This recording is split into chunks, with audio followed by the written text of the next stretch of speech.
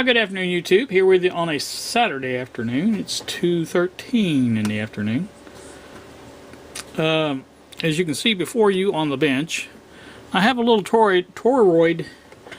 That's hard. That's another hard word for me to say. I don't know why, but it is. Toroid. It's kind of like corduroy. Toroid coil. Actually, it's a transformer because there's coil here to coil there. So let me get my pointy stick before I forget. Again, coil here and coil here. Now I've got this hooked up. As you can see, this is a scope probe. Here's the ground for that. These two leads are coming from the signal generator. Signal generator is running right now at 379K, 379,000 cycles. How's that? Over here on the scope, you can see. Let me bring it down just a hair right there. You can see a display. Now that is a sine wave, obviously, and fairly nice steady sine wave. And what I'm trying to do is to get an idea of the resonant frequency of this coil, or transformer actually. And I wanted to use it in a project that I'm working on, and I just wanted to see if I could determine where the resonant frequency is. To do that, I'm going to put the lower edge of the down even with that line right there, and watch the top line. As you see, the top line is just a hair above that line where it's at there, and we're going to adjust the frequency. When we do that, that should go up or down. So that's what we're trying to determine. And here I'm going to go up, and I think you'll see that it is coming. Now it will move across the screen also, but I believe it's moving. It's getting smaller as far as the voltage is concerned. Not a lot, but it is getting smaller because that line, it was up above that line, and now it's below it, well below it, and the bottom line is not even with that either. So let's go up, or sorry, go down frequency. We started at 379, and that's where, let me get back down to there, and we'll see where we're at. Let's see. That's about it right there. So that's where we started, and you can see again the top line is above the line. The bottom line is pretty much touching the bottom line there. So we're going to go down a little bit more, and I only have a few more that I can go down here without switching ranges. So let me try just a little more, and right there is it, 367. I can't tell if it's going up still, but I'm going to switch to the other frequency, and we're going to try it go down. So hang on, let me get the frequency switched over. Now you can see that's way down now. Let me go back up and keep an eye on the. We get up there. There's going to be a frequency or a spot that this thing is at the best voltage possible. That's got to be the resonant frequency of the coil transformer. Right. Now you can see it start to come up a little bit. It's almost back to where it was. We are at 223 kilohertz. Let's keep going up a little bit more. Now we're just about, I'd say we're close to, or maybe even a little above now where we were at. Bottom line's touching, top line's above. Let's go up a little more. Watch it keep going up. And it is going up still. We're at 298 now. That's a pretty good gain right there, I think. Now it's going down. You see that? It's going back down. So let's get it up here again. I'm going to call that resonant frequency on that right at 300. I think that's it. 300 kilohertz is that resonant frequency of that transformer. So basically what I was trying to find out was again trying to find out the resonant frequency of it. So I'm going to call that, it's Just kind of bounce around a little bit, but it's 301 right now. So I'm going to say 300 kilohertz is the resonant frequency of that. And so what I want to know about for purposes of anybody that follows Restoral Radios, Don over there, his channel, he's been working on, well, he's worked on a couple here recently, AM transmitters, and I've been trying to kind of replicate some of the stuff he's working on. He had a coil, something like this. His coil was had a ferrite bead instead of a plastic one like this, but the coil windings were similar, and I just thought I just wonder what happens when I do that. Nothing. Huh. Okay. I was just curious. Of course, that magnet wire is enameled, so I thought maybe it would make a difference. I wonder what happens if I put that in the middle. It won't let me go in the middle.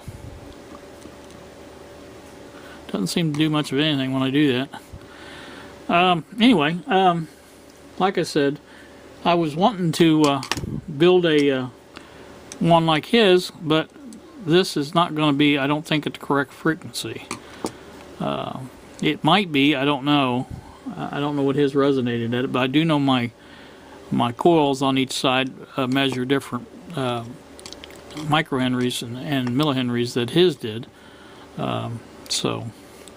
But I kind of think I can change this one. The thing I don't know, and I probably have to get some coil forms. He had the T50-43, I believe, and they're ferrite cores, and I don't know if there's something inside this that might be, you know, a metal, ferrous metal of some kind.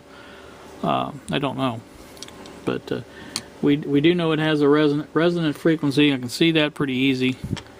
And I'm going to go up a couple things, and we're going to watch the waveform now when I go up to the next band, just by doing this. See how much that dropped?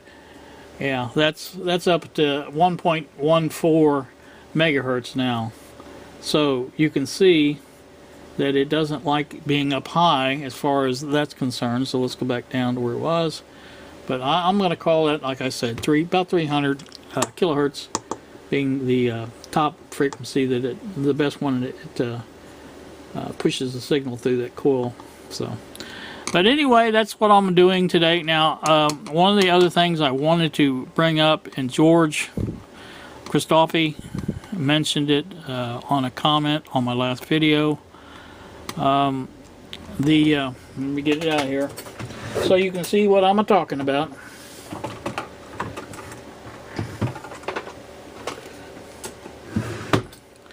The meter that we were discussing yesterday, he wanted me to remind everybody, and that's what I'm doing here now, to put your leads back over here once you're done measuring your current from over here.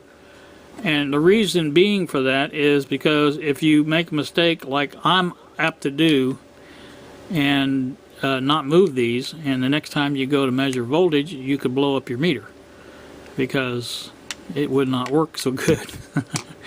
It just would not putting you know, 110 volts through the meter with no restrictions at all. That probably would blow the meter pretty quick.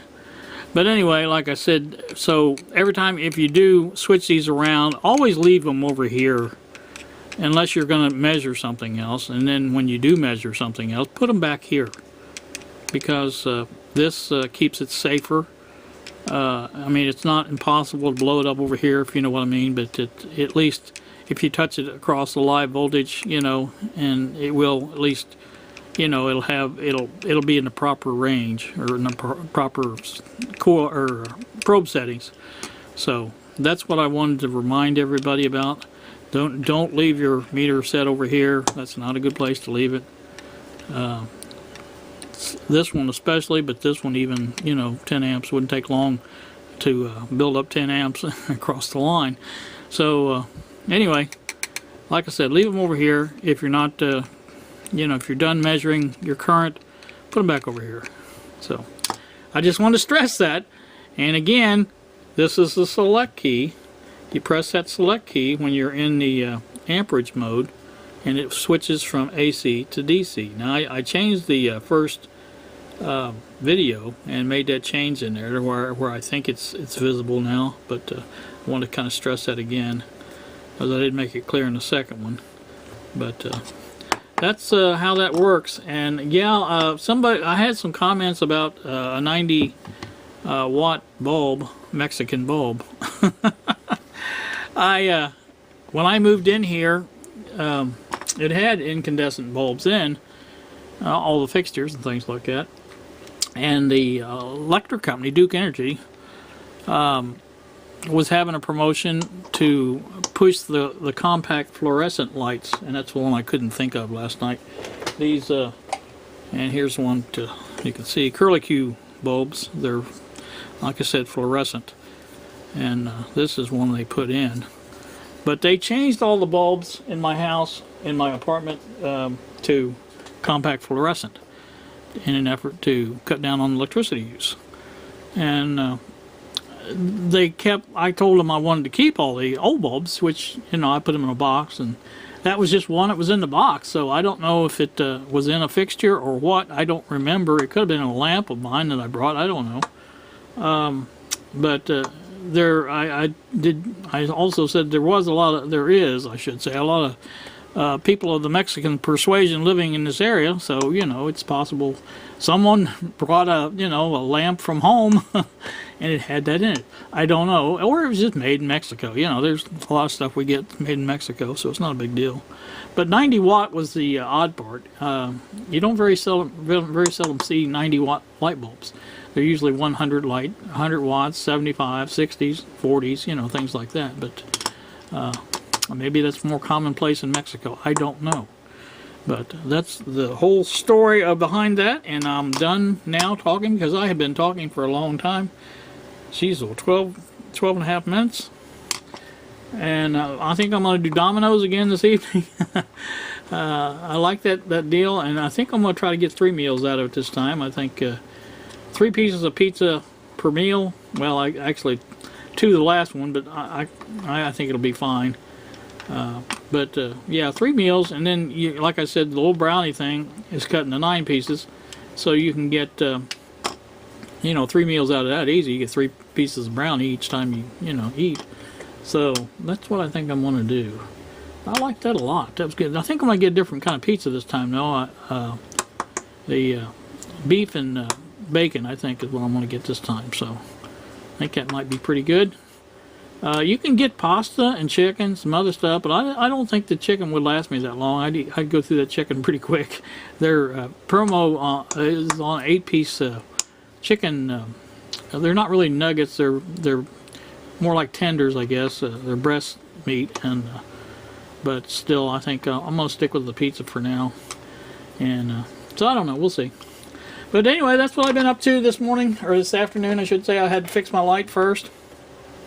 And that bulb I showed you, that was kind of an oddball thing. The bulb and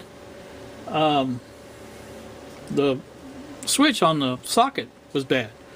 And I took the socket apart and repaired the switch, and I put the compact fluorescent back in it, and it still didn't work. And I thought, oh, maybe I didn't get the switch fixed. But then I started checking my meter, and I was getting 120 volts through it, and I thought, well, that should be working. So I put one of the LED bulbs from here in the shop in it, and it works just fine. In fact, it's over there working right now. Have to find me another LED bulb, put back in this one over here. But so that's what I'm doing now. Now I've wasted almost 15 minutes now. Didn't mean to make this a flapping video, but you know how I am. So you guys have a pleasant Saturday afternoon, and I really appreciate you watching and commenting and subscribing and all the other good stuff. And I really appreciate everybody who has subscribed. I'm getting closer to 600 subscribers now, and again, I appreciate it. So you guys have a pleasant day. Thanks for watching, and we will see ya.